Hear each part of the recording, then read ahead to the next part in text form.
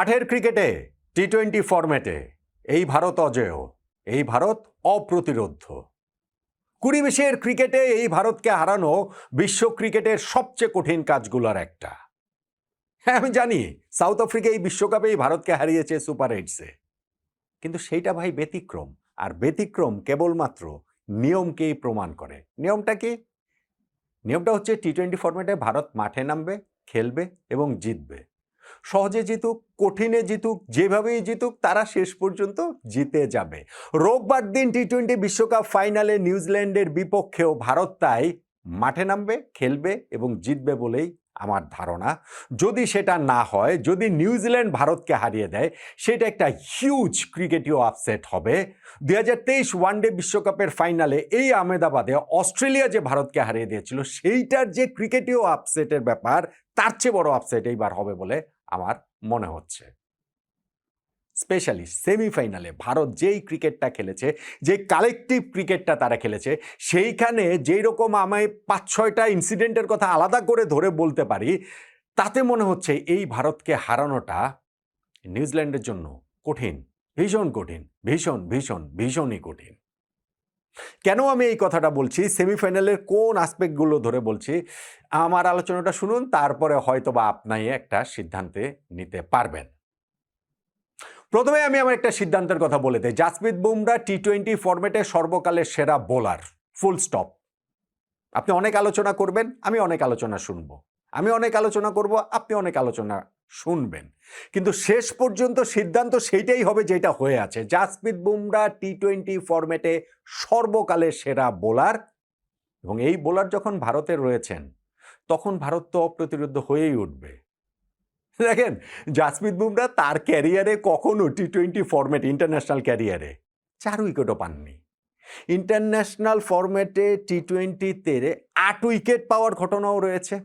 হ্যাঁ, সেটা সহযোগী দেশগুলোর মধ্যে। 6 উইকেট পাওয়ার ঘটনা রয়েছে পূর্ণ সদস্য দেশগুলোর মধ্যে। 6 উইকেট, 5 উইকেট, 4 উইকেট তো অহরহ। অথচ জাসপ্রীত বুমরা কোনোদিন 4 উইকেটও পাননি। অথচ তিনি সর্বকালের সেরা টি-20 বোলার, ফুল স্টপ। কেননা প্রেশার মোমেন্টে তিনি ডেলিভার করতে পারেন। উইকেটটাই সবসময় সবচেয়ে গুরুত্বপূর্ণ না, ইম্প্যাক্টটা গুরুত্বপূর্ণ, এবং সেই ইম্প্যাক্টটা জাসপ্রীত বুমরা যেইভাবে রাখেন ভাই, এইটা অন্য কাউকে কখনোই টি-20 ফরম্যাটের ইতিহাসে দেখা যায়নি। এই যে সেমিফাইনালের কথাটাই ধরুন, একটা উইকেটই পেয়েছেন, খুবই গুরুত্বপূর্ণ উইকেট। বোলিংয়ে এসে প্রথম বলটাতেই তিনি হ্যারি ব্রুকের উইকেটটা তুলে নিয়েছেন, দারুণ একটা ক্যাচ অক্ষর প্যাটেল ধরেছেন। কিন্তু জাসপ্রীত বুমরার ওই যে শেষ 2টা ওভার, ওইটা স্বর্ণের চেয়ে দামি। শেষ 5 ওভারে ইংল্যান্ডের প্রয়োজন ছিল 69 রান। ওই সময় জাসপ্রীত বুমরা 2 ওভার থেকে দিলেন 8 + 6 14 রান।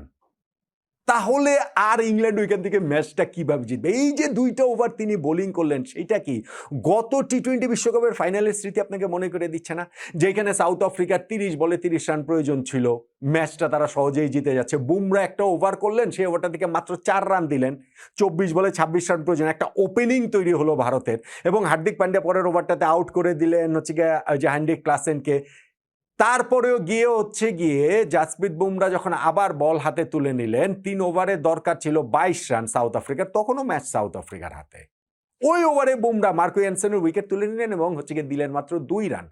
18 বলে 22 রান প্রয়োজন, হয়ে গেল 12 বলে 20 রান প্রয়োজন, এবং সেইখান থেকে ম্যাচটা তারপরে শেষ করেছে হরদীপ সিং, হার্দিক পান্ডিয়া, তারা শেষ করেছে। কিন্তু ওই যে বুমরার যে ম্যাজিক্যাল বোলিং, সেইটার স্মৃতি কি আপনার এই সেমিফাইনাল থেকে মনে পড়েনি?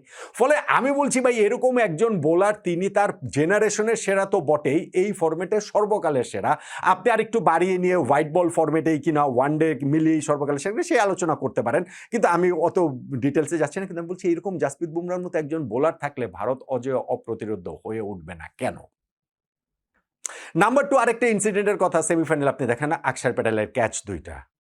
হ্যাঁ, স্কোরবোর্ডে তার যে 2টা ক্যাচের কথা লেখা রয়েছে, তার মধ্যে ফিল সল্টের ক্যাচটার কথা আমি বলছি না, ঠিক আছে, ওইটাও ভালো ক্যাচ, কিন্তু ওইটাকে আমি সাইডে সরিয়ে রাখছি। ক্যাচ যেটা ধরেছেন তিনি, ওই যে হ্যারি ব্রুকের ক্যাচটা, জাসপ্রীত বুমরা স্লোয়ারটাতে বিভ্রান্ত হয়ে দৌড়ে গিয়ে একটা অসাধারণ ক্যাচ শোল্ডারের উপর থেকে তিনি ধরেছেন, এইটা একটা ক্যাচ। আর আরেকটা ক্যাচ যেটা স্কোর কার্ডে তার নাম লেখা নেই, কিন্তু এটা তার ক্যাচ। ইংল্যান্ড যখন থ্রেট করছিল ভারতকে, ওই পার্টনারশিপটা হয়ে গেল 39 বলে 77 রানের, উইল জ্যাক্স এবং হচ্ছে গিয়ে ওইখানটাতে হচ্ছে বেথেলের, ইংল্যান্ড তো জয়ের মতো একটা অবস্থায় চলে যাচ্ছিল, প্রায় যাচ্ছিল না, এবং সেই সময় গিয়েই তিনি কিরকম একটা অবিশ্বাস্য ক্যাচ কাভার বাউন্ডারি থেকে দৌড়ে এসে আকসার প্যাটেল ধরলেন, ব্যালেন্সটা ঠিক রেখে যখন বুঝতে পারছেন বাইরে চলে যাচ্ছেন, রিলে করে তিনি সেটা শিবম দুবেকে দিয়ে দিলেন, দুবে হচ্ছে গিয়ে ক্যাচটা কমপ্লিট করলেন। ফলে স্কোর কার্ডে এটা লেখা রয়েছে শিবম দুবের ক্যাচ, কিন্তু আক্ষরিক করতে ভাই এইটা আকসার প্যাটেলের ক্যাচ। এরকম দুইটা ক্যাচ যিনি ধরেন, যেই টিম ধরে সেই টিম তো অন্যরকম ইন্সপায়ার্ড এমনিতেই হয়, এবং ফিল্ডিং নিয়ে ভারতের কত কথাবার্তা হয়েছে, 13টা ক্যাচ তারা ফেলেছে এই সেমিফাইনাল আগে, কিন্তু সময় মতো এই সেমিফাইনালে যে জ্বলে উঠেছে, এই যে দুইটা ক্যাচ, আমি আকসার প্যাটেলের কথাটাই উদাহরণটাই দিলাম, এরকম টিম তো অজয় অপ্রতিরোধ্য হয়েই উঠবে, উঠবে না বলেন তো দেখি? আপনি নাম্বার 3 ধরেন হার্দিক পান্ডিয়ার কথাটা, আমরা একটু ভুলে যাচ্ছি, হ্যাঁ ঠিক আছে, ওরকম 2টা ওভার করেছেন জাসপ্রীত বুমরা, তারপরেও শেষ 2 ওভারে 39 রান প্রয়োজন। ইংল্যান্ডের প্ল্যানিংটাই ছিল বুমরার ওভারটা শেষ হলে তারপরে গিয়ে যদি তারা ম্যাচ জিততে পারে। ওই সময় হার্দিক পান্ডিয়া কি একটা ওভার করলেন, কি অসাধারণ একটা ওভার তিনি করলেন। 19 নম্বর ওভারটা থেকে মাত্র 9 রান দিলেন, যেই কারণে লাস্ট ওভারে প্রয়োজন গিয়ে দাঁড়ালো আরও 30 রান, সেটা তো আর হবার নয়, সেটা আর হয়নি। ফলে এই কন্ট্রিবিউশনের কথাটাও তো আসলে ভুলে যাওয়া যায় না, ভুলে যাওয়া যায়? কিভাবে আপনি ভুলবেন সঞ্জু স্যামসনের সেই স্যাক্রিফাইসটা, যেটাও একটা গ্রেট টিম হয়ে ওঠার হলমার্ক, একটা চিহ্ন নিঃসন্দেহে। স্যাক্রিফাইসের কথা কেন বলছি? সঞ্জু স্যামসন দুর্দান্ত একটা ইনিংস খেলেছেন, 42 বলে 89 রানের একটা ইনিংস খেলেছেন, 200+ স্ট্রাইক রেটে একটা ইনিংস তিনি খেলেছেন, 7টা ছক্কা 8টা 4 তিনি ইনিংসে মেরেছেন, কিন্তু তিনি তো খুব সহজেই নিজের সেঞ্চুরির জন্য যেতে পারতেন না? 13 ওভার শেষে তার রান 89, আরো 7 ওভার বাকি, সেঞ্চুরি পেতে তার বাকি আছে মাত্র 11 রান। তিনি কি একটু স্লো ডাউন হতে পারতেন না? করেন নাই তো।